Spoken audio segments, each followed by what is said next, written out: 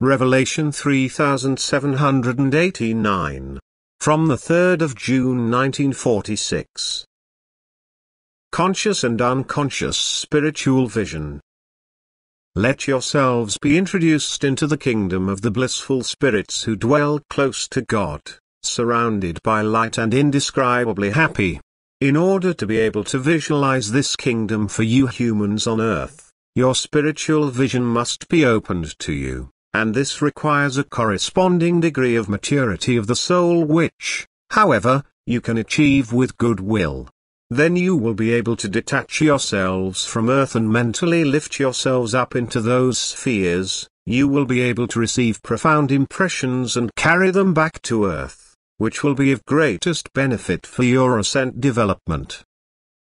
For the spiritual eye can behold things which are invisible to the bodily eye, and the state of spiritual seeing is already blissful, for it is a state of maturity. The beholders are aspirants of the kingdom of light, otherwise the gift of spiritual seeing would be withheld from them. He is able to see incomparably glorious things and his soul thereby receives unmeasured strength and grace, yet it can only take back to earth a dreamlike experience. It will only be able to reproduce faintly and indistinctly what it was allowed to see spiritually. Nevertheless, the human being should strive to attain that degree of maturity which enables him to see spiritually, for once he has entered the kingdom of light in spirit, the earthly world with all its dangers is completely suspended, and nothing can harm his soul any longer. For the forces of the kingdom of light hold it and never allow a decline in development. If the human being seriously struggles and strives, the beings of light come to meet him and fetch his soul over into the spiritual kingdom, often unconsciously until he has reached the degree that he can detach himself from earth even in a conscious state and the soul soars up into the spheres of light. Then his bliss knows no bounds. For the glory of God becomes apparent to him as far as his soul and body are able to grasp it.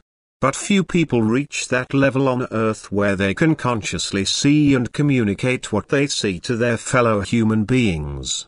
Unconsciously, however, souls often dwell in the spiritual kingdom but are deprived of the memory of it when awake for the sake of their own salvation. For a too weak faith would certainly be strengthened by it, but by a kind of compulsion which is not beneficial for the soul.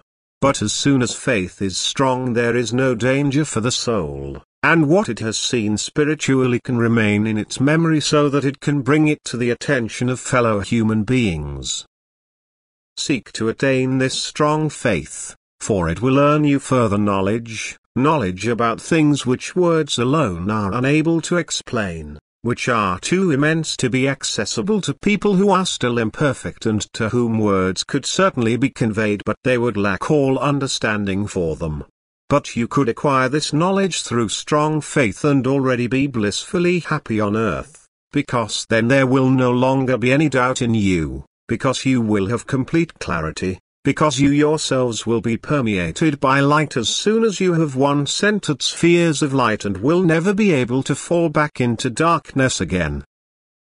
Amen.